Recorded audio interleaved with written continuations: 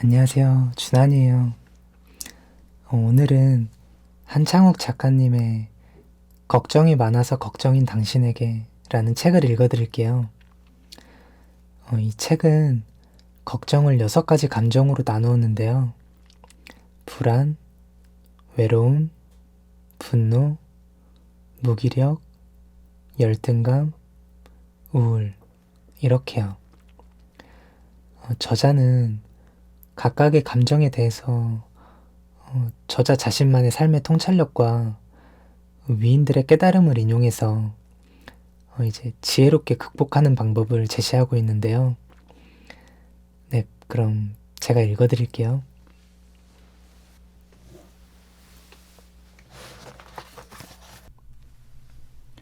한 번뿐인 인생을 후회 없이 살고 싶다면 불안한 감정을 현명하게 처리하는 기술을 익힐 필요가 있다. 심리학자 어니 젤린스키는 느리게 사는 즐거움에서 걱정에 대해 이렇게 말한다. 절대로 발생하지 않을 사건에 대한 걱정이 40%, 이미 일어난 사건에 대한 걱정이 30%, 별로 신경 쓸 일이 아닌 사소한 것에 대한 걱정이 22%, 우리가 바꿀 수 없는 사건에 대한 걱정이 4%이고, 우리가 바꿀 수 있는 사건에 대한 걱정은 고작 4%뿐이다. 즉, 우리가 하는 걱정의 96%는 불필요한 걱정인데, 인생의 대부분을 불필요한 걱정을 하며 마음의 평화나 기쁨도 잃은 채 살아간다는 것이다. 탈무드에서도 인간은 앞날을 미리 알 수 없는 동물이니 미리 걱정하지 말라고 충고한다. 그리스의 철학자 에픽테토스는 인간을 불행하게 하는 것은 사물 자체가 아니라 그것을 바라보는 방식이다라고 했다. 자유로운 인생을 살고 싶다면 걱정에 대한 관점 자체를 바꿔야 한다.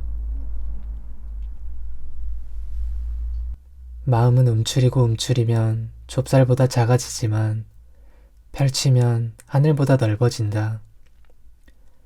대개의 불안은 위험과 스트레스에 대해서 과도하게 반응하기 때문에 발생한다. 벤자민 프랭클린은 이렇게 충고했다. 결코 일어나지 않을 일을 앞당겨서 고민하고 걱정하는 것은 그만두자. 햇빛 속에 거하라. 마음속에 불안이 찾아왔을 때 대다수는 그리 오래 지나지 않아 평정심을 회복한다. 하지만 그 가운데 일부는 시간이 지나면 지날수록 불안감이 점점 커진다. 그 이유는 돋보기를 들이대고 계속 들여다보고 있기 때문이다.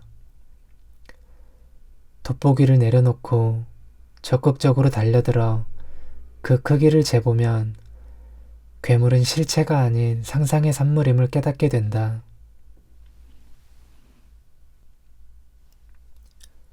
영국의 역사가 토머스 칼라일은 불안에 사로잡혀 있는 많은 이에게 충고한다. 우리에게 제일 중요한 것은 먼 곳에서 희미하게 보이는 것을 보려고 노력하는 것이 아니라 눈앞에 분명하게 보이는 일을 하는 것이다. 인간은 시간 속에서 살아간다. 그러나 우리가 사용할 수 있는 시간은 과거, 현재, 미래 중에서 현재뿐이다. 과거는 석고상처럼 딱딱하게 굳어버려서 아무리 후회해도 되돌릴 수 없고 미래는 아직 도달하지 않았다. 어떤 모습으로 도달할지도 모르는 미래 때문에 전전긍긍하며 소중한 현재를 헛되이 흘려보낸다면 그 얼마나 어리석은 짓인가. 미래는 과거처럼 단단하게 굳어버린 것이 아니라 어떤 형태로도 변할 수 있는 유연성을 지니고 있다. 미래를 바꿀 유일한 길은 현재다. 현재 이 순간을 어떻게 보내느냐에 따라서 우리의 미래가 달라진다. 무엇을 해야 할지를 정했고 무엇을 해야 하는지를 알고 있다면 다른 생각은 접어두자. 그 밖의 잡념은 시간과 함께 흘러가도록 놓아두자. 내가 당장 할 수 있는 눈앞의 일에만 집중하자. 유재석의 조언처럼 혼신을 다하다 보면 불안감이 개입할 여지도 없을 뿐더러 미래마저도 점차 우리가 원하는 형태로 바뀌게 된다.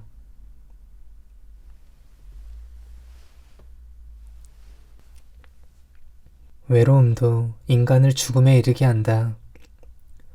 러시아의 혁명시인 블라디미르 마하코프스키는 나는 장님이 되어가는 사람의 마지막 남은 눈동자처럼 외롭다며 36세 때 권총으로 자살했고, 미국의 시인이자 소설가 실비아 플러스는 외로움에 시달리다가 32세 때 오븐에 머리를 박고 자살했다. 외로움은 대개 우울증을 불러온다. 해소되지 못한 감정이 우울증을 불러오고 그것이 장기화되면 뇌가 제 기능을 못한다. 뇌 속에 부정의 프레임이 형성되고 그 프레임을 통해 세상을 부정적으로 바라보고 해석하다가 종종 자살을 선택하기도 한다. 그래서 외로운 사람들은 그 상태에서 벗어나고자 다양한 시도를 한다. 외로워서 오래 사귄 연인에게 이별을 통보하고, 외로워서 그다지 내키지 않는 연애를 시작하고, 외로워서 애완동물을 키우고, 외로워서 SNS에 온종일 매달리고, 외로워서 토하도록 술을 마시다 헤어진 연인에게 전화를 걸고, 외로워서 낯선 곳으로 여행을 떠난다. 더러는 외로워서 시작한 일 덕분에 인생이 풀리기도 한다. 외로워서 게임하다 프로게이머가 되고, 외로워서 인터넷 방송을 시작했다가 유명 인사가 되고, 외로워서 야구를 시작했다가 프로 선수가 되고, 외로워서 노래를 부르다 가수가 되고, 외로워서 글을 쓰다가 시인이나 소설가가 되기도 한다.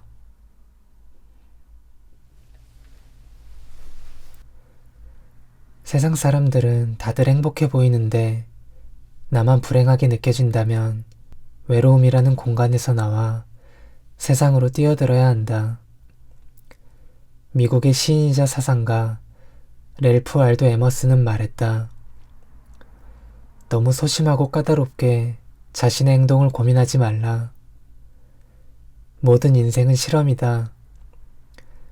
더 많이 실험할수록 더 나아진다.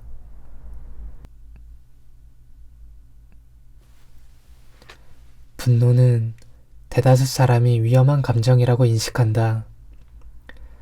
직장에서 분노가 치미는 일이 있어도 속으로 혼자서 사귀고 만다. 직장에서 상사에게 느끼는 분노는 모멸감, 자기 비하, 수치심, 좌절감 등을 동반한다. 대인관계에서 비롯된 크고 작은 분노가 쌓이면 직장의 환멸을 느끼고 결국 이직이나 퇴직을 선택한다. 그렇다면 직장에서는 분노할 일이 있어도 무조건 참는 것이 최선일까? 오랜 기간 인간의 삶을 추적하는 성인 발달 연구로 유명한 하버드 대학교 의학대학의 조지 베일런트 교수가 있다. 그가 이끄는 연구팀은 44년 넘게 824명을 추적 연구한 끝에 화를 잘 내는 직장인이 승진이 빠르며 실망감이나 좌절감을 억누른 사람은 보이지 않는 승진 장벽에 부딪혀 진급하지 못할 가능성이 3배나 높다는 흥미로운 연구 결과를 발표했다. 베일런트 교수는 이렇게 말한다. 사람들은 분노를 위험한 감정이라고 여기고 긍정적인 사고를 연습하도록 자신을 부추기는 경향이 있다. 그러나 이러한 접근 방식은 자기 기만이며 결국 끔찍한 현실을 거부함으로써 손해를 입게 된다. 그렇다면 직장 생활을 하다가 분노가 치밀 때 어떻게 하는 게 현명할까? 무조건 참는 것이 능사는 아니다. 속으로 참고 참다 보면 나의 인격이나 신념을 지키기 위한 방어선조차 허물어지고 결국 각종 스트레스에 시달리게 된다. 회사에서 참았던 분노를 엉뚱하게도 가족이나 가까운 지인에게 터뜨리는 어리석음을 범할 가능성이 높아진다. 화가 나면 세련되게 화를 표출할 필요가 있다. 더 이상 사적 영역을 침범하지 못하도록 내가 아닌 당신이 잘못하고 있다는 사실을 스스로 깨닫게 해줘야 한다. 현명하게 화를 내고 싶다면 다음의 6가지를 명심하라. 첫째, 감정을 가라앉힌다. 순간적으로 솟구치는 분노를 모두 발산하며 살아갈 수는 없다. 감정이 가라앉자마자 사라지는 분노라면 발산하지 마라. 감정이 가라앉았음에도 억울해서 가슴에 멍울이 되어 맺힐 것 같다면 화를 발산할 준비를 하라. 둘째, 적절한 대화 장소를 물색한다. 인간의 감정은 장소와 분위기에 따라서 시시각각 변한다. 여러 사람이 지켜볼 수 있는 장소는 피하는 게 좋다. 권위에 대한 도전으로 받아들일 수도 있고 지위나 체면 때문에 속마음과 전혀 다른 말을 내뱉을 수도 있다. 나에게 편한 장소보다는 상대방이 마음을 열고 허심탄회하게 대화할 장소를 골라라. 셋째, 화가 나 있는 상태임을 알린다. 화가 나 있는데 실없이 웃는다면 상대방은 내 기분을 영영 알아차릴 수 없다. 내 감정을 상대방이 공감할 수 있어야만 대화가 가능하다. 표정은 물론이고 말투에서도 나 지금 화났어 라고 정확하게 인식시켜줘야만 상대방도 마음의 준비를 한다. 넷째, 화난 이유를 핵심만 정리해서 설명한다. 내가 화난 이유를 상대방도 당연히 알 것 같지만 실상은 모르는 경우가 태반이다. 왜 화가 났는지를 먼저 이해시켜야 한다. 단, 감정적인 분풀이, 인신공격, 이번 일과 관련 없는 이야기는 일절 꺼내서는 안 된다. 주어도 당신이 아닌 나를 사용해야만 상대방도 객관적으로 상황을 바라볼 수 있다. 다섯째, 마음을 열고 상대의 답변을 경청한다. 인간은 자기 위주로 생각하고 판단하는 경향이 있다. 내가 미처 생각하지 못한 상대방의 입장이나 감춰둔 진실이 있을 수도 있다. 내 입장만 고집할 것이 아니라 마음을 열고 상대방의 답변을 진지하게 경청한다. 여섯째, 화를 그 자리에서 털어버린다. 상대방이 나의 화를 누그러뜨리는 답변을 해줄 때도 있지만 그렇지 않을 때도 있다. 대화가 진척 없이 평행선을 달리면 쌍방이든 나 혼자만이든 간에 타협점을 찾아야 한다. 갈등이 증폭된 상태에서 돌아서면 관계의 단절로 이어질 수 있다. 상대방의 반응이나 분노가 두려워 계속 참기만 한다면 직장에서 내가 설 자리는 점점 좁아진다. 직장인으로서의 나를 지키고 싶다면 더 이상 접근 금지라고 느낄 수 있도록 선을 분명히 그을 필요가 있다. 지나간 과거는 용서하고 화해할 수 있으면 화해하고 좀 더 시간이 필요한 것들은 천천히 해결하려 시도하고 삶의 일부분으로 받아들일 수 있는 것은 받아들이고 개선이 가능한 것들은 개선해 나가야 한다.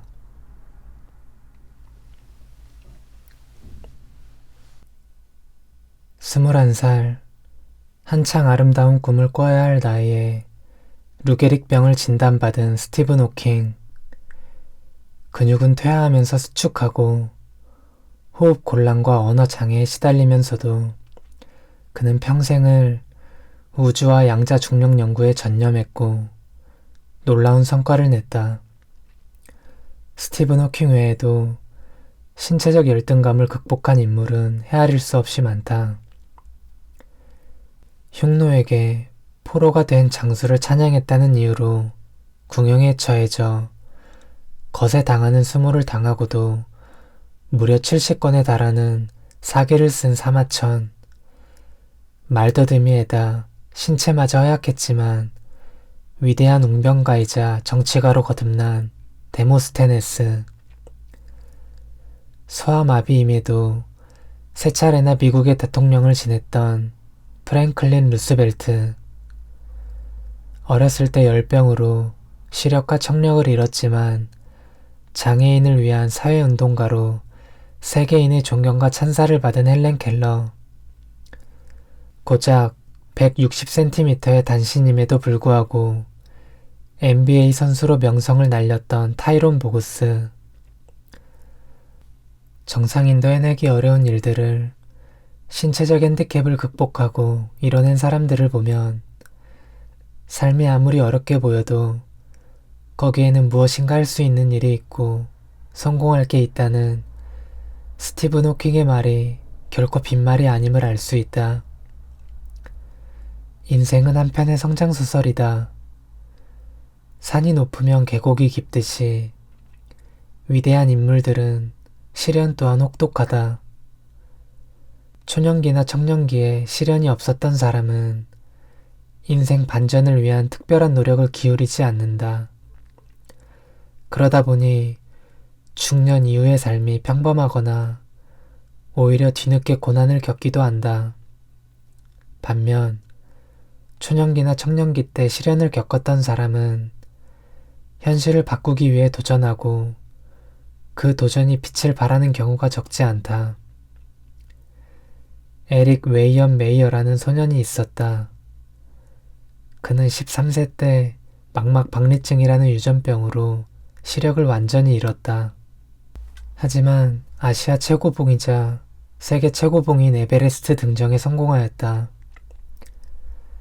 시각장애인으로서 최초로 에베레스트 등정에 성공한 그는 인터뷰에서 이렇게 말했다. 사람이면 누구나 넘어야 할 마음의 산을 갖고 있다. 앞이 보이지 않는다는 것은 분명 장애지만 난 이겨냈다.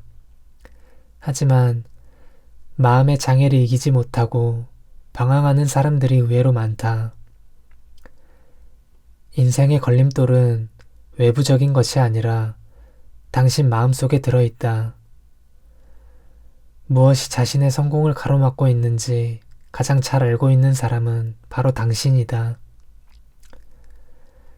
열등감은 전 세계인의 95%가 갖고 있을 정도로 보편적인 감정이다. 아주 특별한 사람이 아니라면 모두가 갖고 있는 감정이라고 보아도 무방하다. 문제는 이 열등감이라는 연료를 어떻게 사용하느냐에 달려있다. 성장의 밑거름으로 삼을 것인지 자학과 좌절의 연료로 사용할 것인지에 따라서 인생이 완전히 바뀐다. 열등감, 당신은 그것을 어떻게 사용하고 있는가?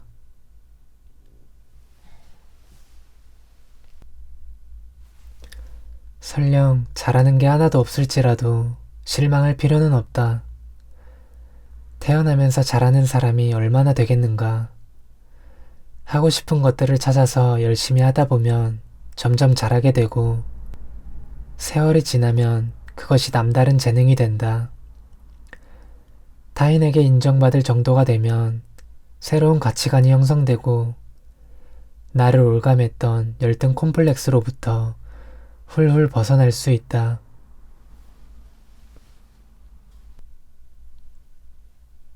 당신 앞에는 인생이라는 이름의 하얀 도화지가 한 장 놓여 있다. 그런데 도화지를 받았을 때부터인지 나중에 오염된 것인지 모르지만 한쪽에 검은 얼룩이 묻어 있다. 당신은 상체를 최대한 기울인 채 그것을 뚫어져라 보다가 한숨을 내쉰다. 이런 상태에서 대체 무슨 그림을 그릴 수 있겠어? 이번 생은 틀렸어. 물을 수만 있다면 물고 싶은 심정이다. 하지만 인생은 누구에게나 한 번뿐이기 때문에 물을 수도 없다. 그렇다면 도화지에다 무언가를 그려나가야 한다. 지워지지 않는 그 점을 보면서 한숨만 내쉴 게 아니라 도화지에 전체적으로 그릴 그림을 생각하는 게 현명하다. 어떤 식으로든 그림이 완성되면 그 점은 시야에서 사라진다. 물론 당신의 의식 속에는 여전히 남아있을 수도 있지만 다른 사람은 그걸 조금도 중요하게 여기지 않으며 당신 또한 그러한 사실을 깨닫게 된다.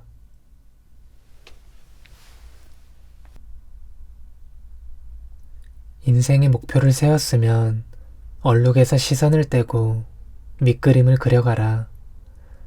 작은 목표들을 하나씩 달성하고 나면 열등 콤플렉스로부터 서서히 벗어나게 된다. 인간이 수시로 불안을 느끼는 까닭은 미래가 어떻게 펼쳐질지 모르기 때문이다. 당신이 열등 콤플렉스에 빠져 있는 것도 삶이 불안하기 때문이다. 인생의 목표를 세우고 작은 목표 달성을 통해서 성취감을 맛보게 되면 원하는 인생을 살아갈 수 있다는 자신감이 서서히 붙는다. 신경 전달 물질인 세로토닌과 도파민이 분비되고 뇌는 승리의 기분에 취하게 된다. 한 번 맛본 달콤함을 쉽게 잊지 못하는 뇌는 가속도가 붙어서 목표를 향해 달려가게 된다. 그 과정에서 열등 콤플렉스는 여름철 도로 위의 얼음처럼 흔적도 없이 사라진다.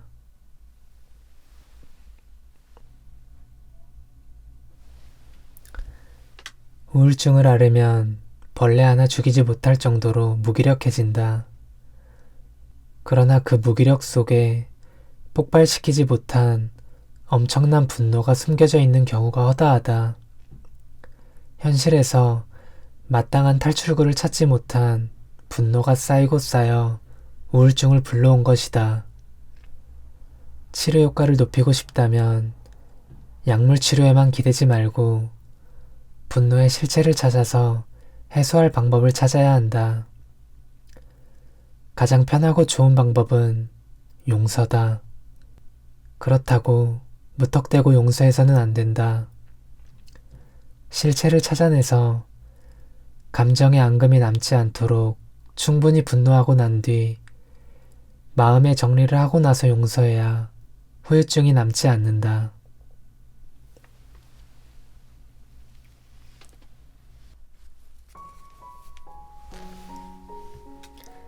네, 여러분 잘 들으셨나요? 어떻게 많이 공감이 되셨는지 모르겠어요. 사실 이 6가지 감정은 사람마다 크기만 다를 뿐이지 현대사회에서 누구나 다 겪는 자연스러운 감정이잖아요. 근데 이제 그런 것 같아요. 이런 부정적인 감정들을 잘 극복하고 대범하게 잘 넘길 것이냐, 아니면 이런 감정에 사로잡혀서 고통스러울 것이냐, 네, 그게 관건이 될 것 같아요. 저는 이 6가지 감정 중에 불안이 가장 무섭더라고요. 왜냐하면 저는 한때 강박적인 불안 때문에 정말 괴로웠던 적이 있었어요. 그러니까 원치 않는 생각에 사로잡혀서 계속 그 생각을 시뮬레이션 하는 거예요. 책 내용 중에도 보면 돋보기를 들이대고 계속 들여다보고 있기 때문이다 라는 구절이 나오잖아요. 그게 딱 제 얘기거든요. 제가 과거에 항상 그랬어요.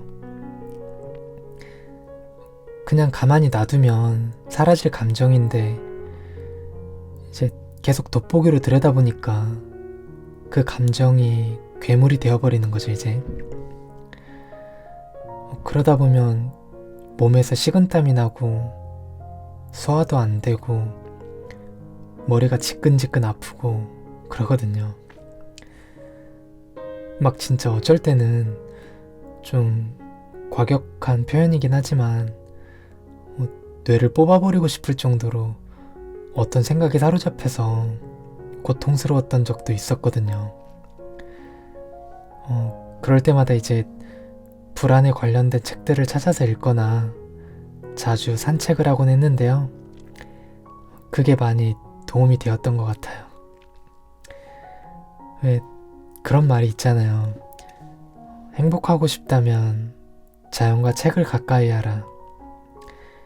저는 그 말이 공감이 되더라고요. 그리고 우리 뇌에 편도체라는 부위가 있는데 여기에서 부정적인 감정이 만들어진다고 해요. 그러니까 부정적인 감정을 아예 원천 봉쇄할 순 없지만 무의식의 영역에서 의식의 영역으로 넘어오는 순간 우리가 이걸 알아차리고 부정적 감정이 자연스럽게 사라질 수 있도록 잘 대처하면 될 것 같아요. 네. 이 책을 통해서 여러분들의 근심과 걱정이 많이 해소됐으면 좋겠어요. 네, 그럼 다음 영상에서 또 봬요.